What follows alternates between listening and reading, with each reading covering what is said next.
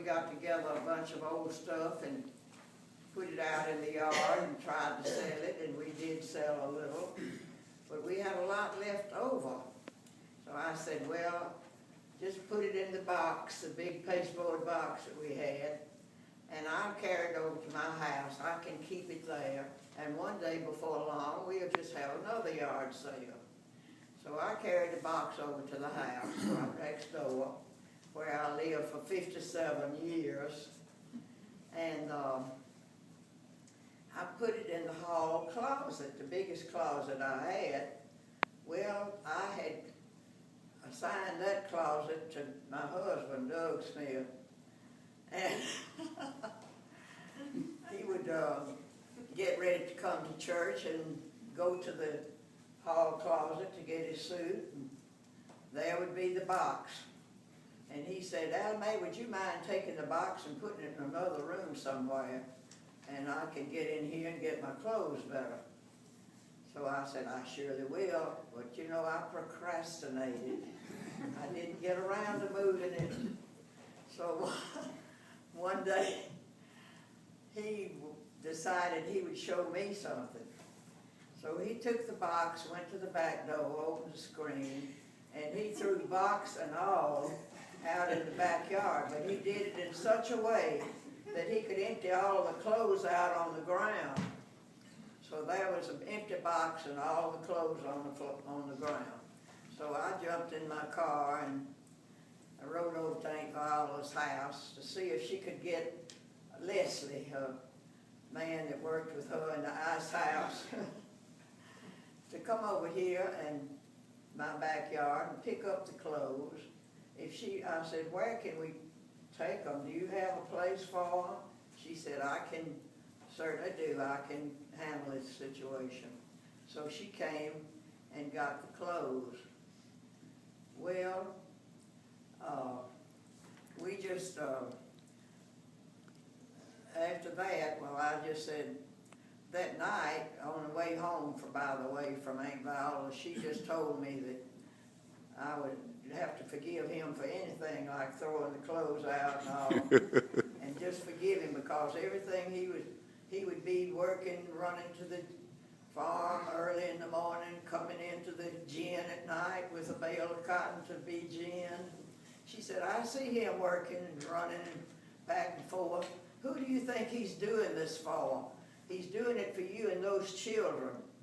And so I just, on the way home from her house, I just forgave him of anything I could even think of.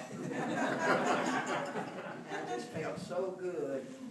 And so that night, we had a lady here, the woman from Belzoma, Ms. McKay. Her husband was a minister down there. Well, she came, they had been recently to the Holy Land, and she had all of her slides. And so I was real anxious to get over here and see the slides. So I sat on the fourth row back, right against the wall, the last seat on the fourth row back there. And as she showed those slides, I was just so impressed. And she said something about she walked today where Jesus walked that day when she took the pictures, and talked about the Holy Land, and I could just feel something. You know, I didn't tell you right at first that one reason I hadn't already become a born-again Christian. I had been going to some of the revivals at some of these little country Baptist churches with some of my friends at school, and they would always say, now when you get saved, you can't play cards and you can't dance. And so I thought, well, I'm just going to put off becoming a born-again Christian. I'd like to do a few things. And so that's why I hadn't already.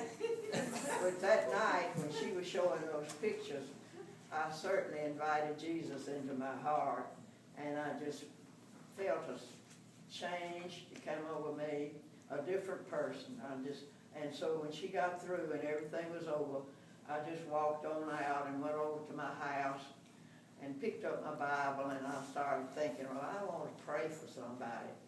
But I decided I wanted to read something in the Bible, but I came back over here and got that little upper room little booklet that we have, devotional, took it home, and it just told so many sweet things from Ephesians, you know, about the love of God and how He loves us and so forth. And so as I sat there and prayed, began to pray, it wasn't very long until I saw some answers to those prayers. And so I will tell you right now that if you haven't already invited Jesus into your heart, today is a good day. So don't let it pass. Thank you.